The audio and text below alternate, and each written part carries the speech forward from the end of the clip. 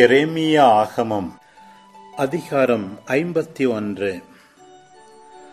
ஆண்டவர் கூறுவது இதுவே: பாபிலோனுக்கும் கல்தேயாவின் குடிகளுக்கும் எதிராக அழிவு காற்றை எழுப்பிவிடுவேன்.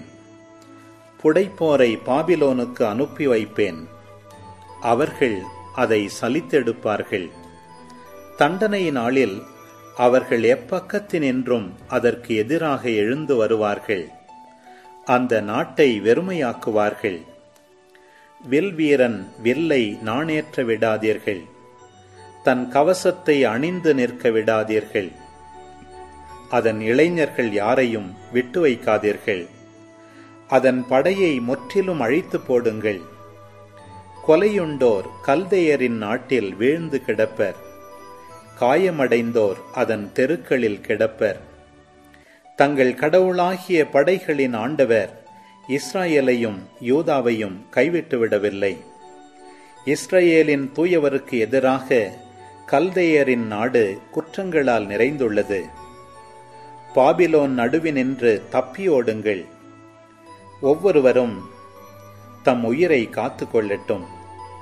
அதன் குற்றங்களுக்காக நீங்கள் அழிந்து போகாதீர்கள். இது ஆண்டவர் பழிவாங்கும் காலம். அவரே அதற்கு தகுந்த தண்டனை வழங்குவார். பாபிலோன் ஆண்டவரின் கையில் பொற்கிண்ணம் போல் இருந்தது. அது மண்ணுலகு முழுவதற்கும் போதை ஊட்டியது. மக்களினங்கள் அதன் திராட்சை ரசத்தை பருகின. நாடுகள் வெறி கொண்டன. பாபிலோன் திடீரென்று விழுந்து நொறுங்கிற்று. அதற்காக புலம்பி அழுங்கள். அதன் காயத்துக்கு மருந்து கொண்டு வாருங்கள். ஒருவேளை அது நலம் பெறலாம். நாங்கள் பாபிலோனை குணப்படுத்த முயன்றோம். அதுவோ நலம் அடைவதாயில்லை. அதை கைவிட்டு விடுங்கள். நாம் ஒவ்வொருவரும் நம் சொந்த நாட்டுக்கு போவோம். பாபிலோனுக்குரிய தண்டனை தீர்ப்பு விண்ணுலகை எட்டியுள்ளது. அது வானத்தை சென்றடைந்துள்ளது. ஆண்டவர் நமக்கு நீதி வழங்கியுள்ளார். வாருங்கள், நம் கடவுளான ஆண்டவரின் செயலை சீயோனில் பறைசாற்றுவோம். அம்புகளை கூர்மையாக்குங்கள். கேடயங்களை கையில் எடுங்கள். ஆண்டவர் மேதிய அரசர்களை கிளர்ந்தெழச் செய்துள்ளார். பாபிலோனை அழிப்பதே அவரது திட்டம். இவ்வாறு தம் கோவிலை முன்னிட்டு ஆண்டவர் பழிவாங்குவார். பாபிலோன் மதில்கள் மேல் கொடியேற்றுங்கள். காவலை வலுப்படுத்துங்கள். இரவு காவலாளரை நிறுத்துங்கள். கண்ணிகளை தயார் செய்யுங்கள். பாபிலோனின் குடிகளுக்கு எதிராக ஆண்டவர் உரைத்திருந்ததை தமது திட்டப்படியே நிறைவேற்றுவார். நீர்வளம் கொண்டவனே, செல்வம் மிகுந்தவனே, உனக்கு முடிவு வந்துவிட்டது. உன் வாழ்நாளின் இழை துண்டிக்கப்பட்டுவிட்டது. வெட்டுக்கிளிகளை போன்று எண்ணற்ற மனிதரால் உன்னை திண்ணமாய் நிரப்புவேன். அவர்கள் உனக்கு எதிராக வெற்றி முழக்கம் செய்வார்கள் என்று படைகளின் ஆண்டவர் தம்மேல் ஆணையிட்டு கூறியுள்ளார். அவரே தம் ஆற்றலால் மண்ணுலகை படைத்தார். தம் ஞானத்தால் பூ உலகை நிலைநாட்டினார். தம் கூர்மதியால் விண்ணுலகை விரித்தார். அவர் குரல் கொடுக்க வானத்து நீர்த்திரள் முழக்கமிடுகின்றது. மண்ணுலகின் எல்லையினின்று முகில்கள் எழச் செய்கின்றார். மழை பொழியுமாறு மின்னல் வெட்டச் செய்கிறார். தம் கிடங்குகளினின்று காற்று வீசச் செய்கிறார். மனிதர் யாவரும் மூடர்கள், அறிவிலிகள். கொல்லர் எல்லாரும் தம் சிலைகளால் இகழ்ச்சியுற்றனர். அவர்களின் வார்ப்பு படிமங்கள் பொய்யானவை. அவற்றிற்கு உயிர் மூச்சே இல்லை. அவை பயனற்றவை, ஏளனத்துக்குரிய வேலைப்பாடுகள். தம் தண்டனையின் காலத்தில் அவை அழிந்துவிடும். யாக்கோபின் பங்காயிருப்பவரோ இவற்றை போன்றவர் அல்லர். அவரே அனைத்தையும் உருவாக்கியவர். தம் உரிமை சொத்தாகிய இனத்தை உருவாக்கியவரும் அவரே. படைகளின் ஆண்டவர் என்பது அவர் பெயராகும்.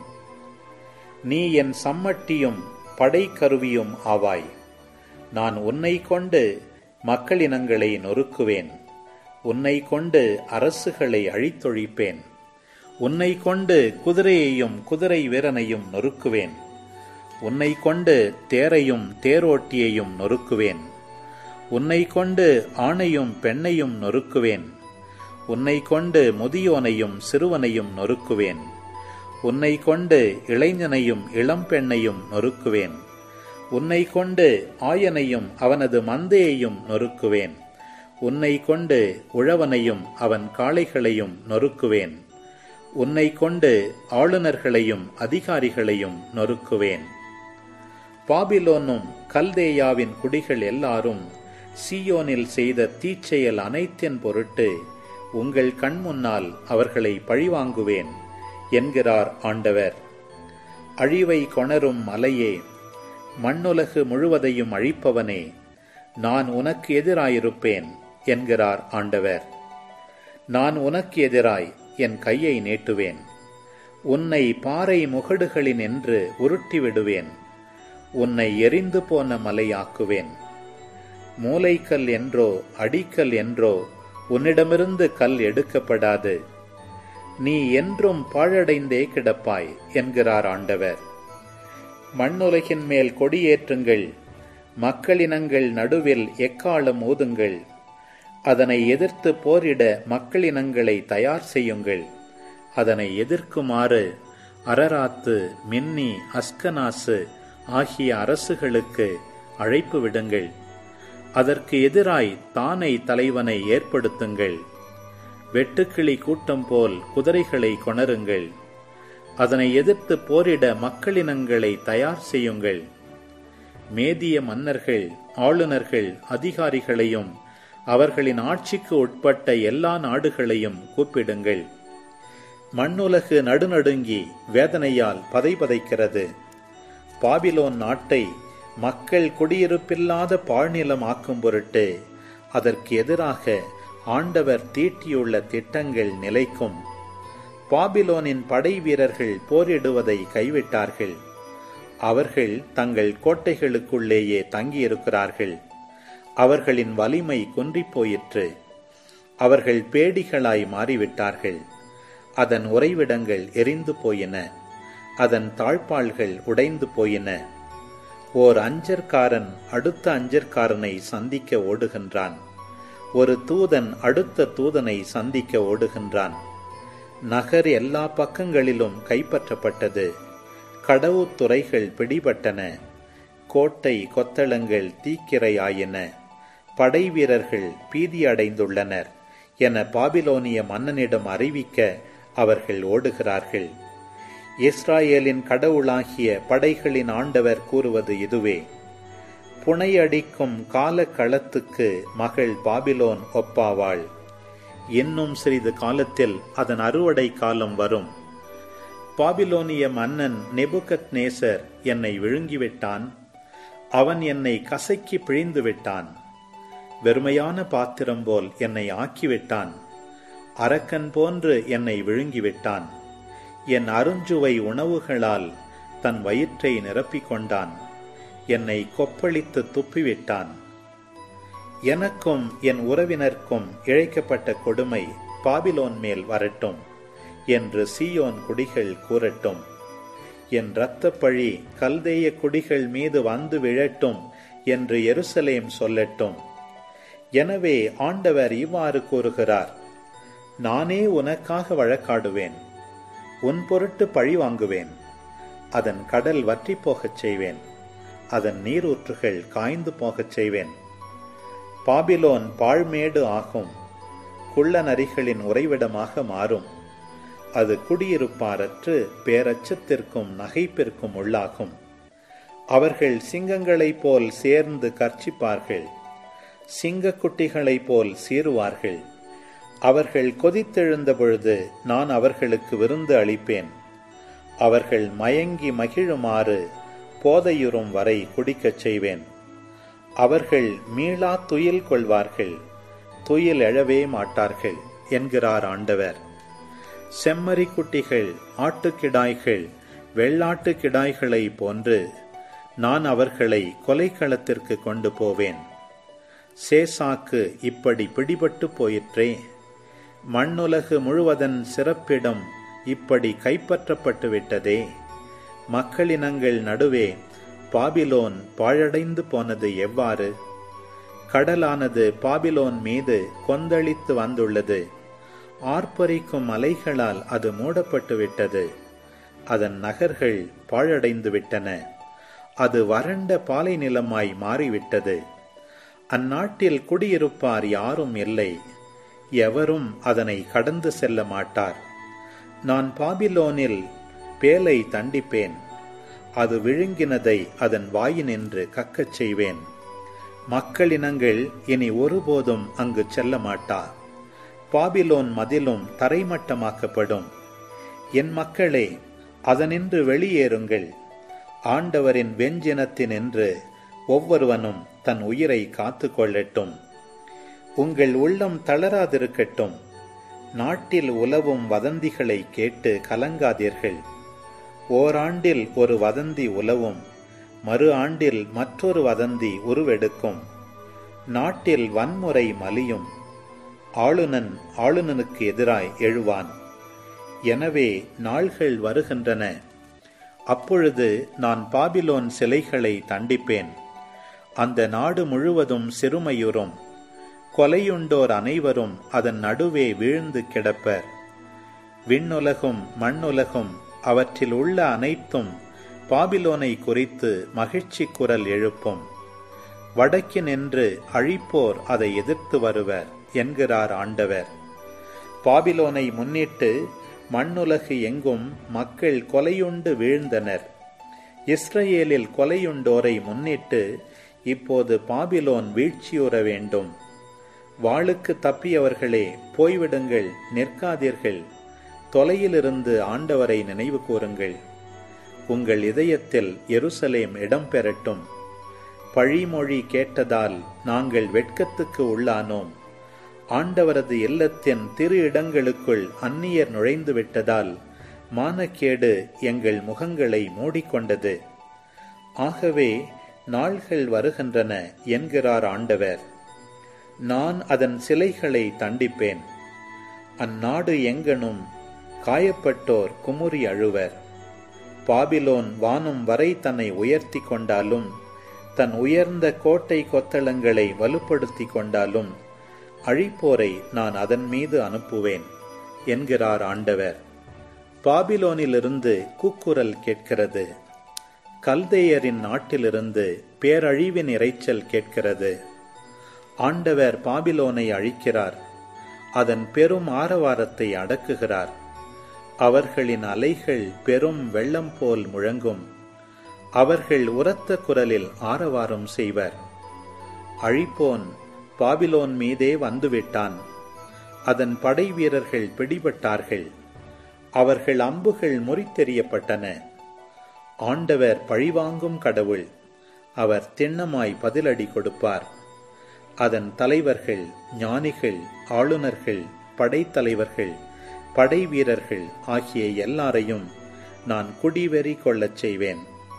அவர்கள் மீளா துயில் கொள்வார்கள், துயில் எழவே மாட்டார்கள் என்கிறார் படைகளின் ஆண்டவர் என்னும் பெயர் கொண்ட மாமன்னர். படைகளின் ஆண்டவர் கூறுவது இதுவே: பாபிலோனின் அகன்ற மதில்கள் முற்றிலும் தரைமட்டமாக்கப்படும். அதன் உயர்ந்த வாயில்கள் தீக்கிரையாகும். மக்களின் உழைப்பு வீணாகும். மக்களினங்களின் முயற்சிகள் தீயோடு தீயாகும். யூதா அரசன் செதேக்கியா ஆட்சியேற்ற 4ஆம் ஆண்டில் மாசேயாவின் பேரனும் நேரியாவின் மகனும் அரச பயண விடுதி பொறுப்பாளருமான செராயா செதேக்கியாவோடு பாபிலோனுக்கு சென்றபொழுது இறைவாக்கினர் எரேமியா அவருக்கு கொடுத்த கட்டளை: பாபிலோன் மேல் வரவிருந்த தண்டனைகள் அனைத்தையும், அதாவது பாபிலோன் மேல் குறித்து மேலே குறிப்பிட்ட எல்லாவற்றையும் எரேமியா ஓர் ஏட்டுச் சுருளில் எழுதி வைத்தார். எரேமியா செராயாவிடம் கூறியது: நீ பாபிலோனை அடைந்த பின் இச்சொற்களை எல்லாம் கண்டிப்பாக வாசி. ஆண்டவரே, மனிதரோ விலங்கோ எதுவும் வாழாதபடி என்றும் பாழடைந்து கிடக்கும் அளவுக்கு நீர் அந்த இடத்தை அழிக்கப் போவதாகச் சொல்லியிருக்கிறீர் எனச் சொல். இச்சுருளை வாசித்து முடித்த பின்னர் அதை ஒரு கல்லில் கட்டி யூப்ரத்தீசு நடுவே எறிந்துவிடு. நான் பாபிலோனுக்கு அளிக்கவிருக்கும் தண்டனைக்கு பின்னர் அது மீண்டும் தலைதூக்க முடியாமல் இவ்வாறே மூழ்கிப் போகும் என்று சொல். எரேமியாவின் சொற்கள் இத்துடன் முற்றும். புலம்பலாகமம் அதிகாரம் 4. ஐயோ, பொன் இப்படி மங்கிப் போயிற்றே, பசும்பொன் இப்படி மாற்று குறைந்து போயிற்றே. திருத்தல கற்கள் தெருமுனை எங்கும் சிதறி கிடக்கின்றனவே. பசும்பொன்னுக்கு இணையான சீயோனின் அருமை மைந்தர் இன்று குயவனின் கைவினையாம் மண்பாண்டம் ஆயினரே. குள்ளநரிகளும் பாலூட்டி தம் குட்டிகளை பேணி காக்கும் பாலை நில தீக்கோழி என என் மக்களாம் மகள் கொடியவள் ஆயினளே. பால்குடி மறவாத மழலைகளின் நாவு தாகத்தால் அன்னத்தில் ஒட்டிக்கொள்ளும். பச்சிளங்குழந்தைகள் கெஞ்சுகின்ற உணவுதனை அளித்திடுவார் யாருமிலர். சுவை உணவு அருந்தினோர் நடுத்தெருவில் நலிகின்றனர். பட்டுடுத்தி வளர்ந்தோர் குப்பை மேட்டில் கிடக்கின்றனர். ஒருவரும் கை வைக்காமல் நொடி பொழுதில் வீழ்ச்சியுற்ற சோதோமின் பாவத்தை விட என் மக்களாம் மகளின் குற்றம் பெரிதாமே. அவள் இளவரசர் பனியினும் தூயவராய், பாலினும் வெண்மையராய், பவளத்தினும் சிவந்த மேனியராய், நீலமணி கட்டழகராயிருந்தனர். இப்பொழுதோ அவர்கள் தோற்றம் கரியினும் கருமையானது. அவர்களை தெருக்களில் அடையாளம் காண இயலவில்லை. அவர்கள் தோல் எலும்போடு ஒட்டியிருந்தது. காய்ந்த மரம் போல் அது உலர்ந்து போனது. பசியினால் மாண்டவர்களினும் வாளினால் மாண்டோர் நற்பேறு பெற்றோர். ஏனெனில் முன்னையோர் வயல் தரும் விளைச்சலின்றி குத்துண்டவர் போல் மாய்ந்தனர். இறங்கும் பெண்டிரின் கைகள் தம் குழந்தைகளை வேக வைத்தன. என் மக்களாகிய மகள் அழிவுற்ற போது பிள்ளைகளே அன்னையர்க்கு உணவாயினர். ஆண்டவர் தம் சீற்றத்தை தீர்த்து கொண்டார். தம் கோப கனலை கொட்டினார். சீயோனில் நெருப்பை மூட்டினார். அது அதன் அடித்தளங்களை விழுங்கிற்று. பகை வரும் எதிரிகளும் எருசலேம் வாயில்களில் நுழைவர் என்று மண்ணுலகின் மன்னரோ பூவுலகில் வாழ்வோரோ நம்பவில்லை. நகரின் நடுவே நீதிமானின் இரத்தம் சிந்திய இறைவாக்கினரின் பாவமும் குருக்களின் குற்றமுமே இதற்கு காரணமாம். அவர்கள் குருடரென தெருக்களில் தடுமாறினர். அவர்கள் மீது இரத்தக்கரை எவ்வளவு படிந்திருந்ததெனில் அவர்கள் ஆடைகளை கூட எவராலும் தொட இயலவில்லை. விலகுங்கள், தீட்டு, விலகுங்கள், விலகுங்கள், தொடாதீர்கள் என்று அவர்களை பார்த்து கூவினார்கள். அவர்கள் அகதிகளாய் அலைந்து திரிந்தார்கள். இனி நம்மிடம் குடியிரார், இனி எம்மிடையே தங்கக்கூடாது என்று வேற்றினத்தார் கூறினர்.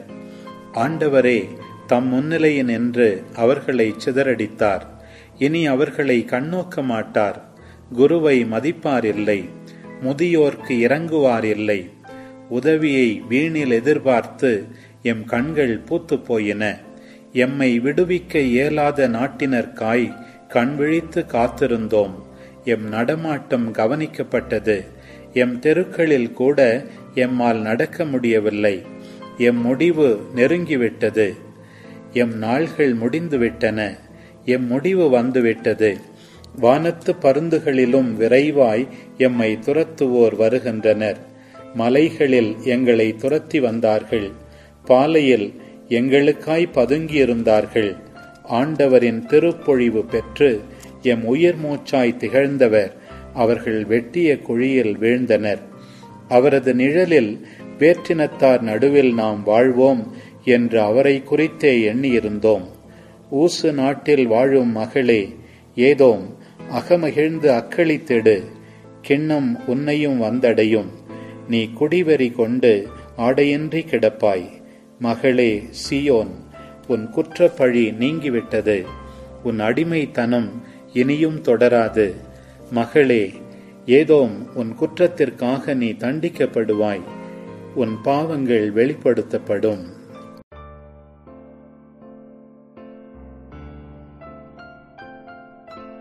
புலம்பலாகமம் அதிகாரம் 5.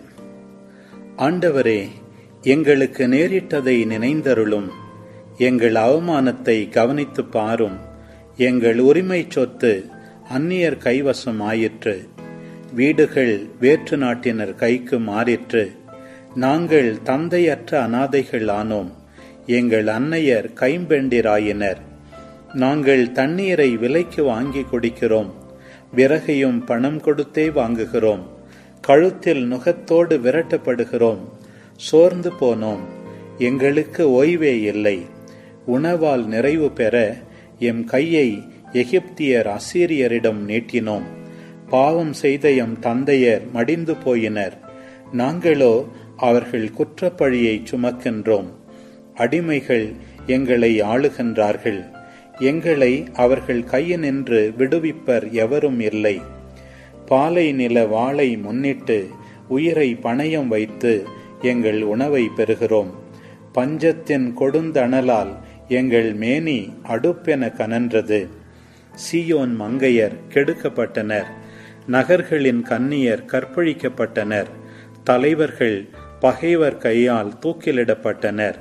முதியோர்களையும் அவர்கள் மதிக்கவில்லை. இளைஞர் இயந்திர கல்லை இழுக்கின்றனர். சிறுவர் விறகு சுமந்து தள்ளாடுகின்றனர். முதியோர் நுழைவாயிலில் அமர்வதை கைவிட்டனர்.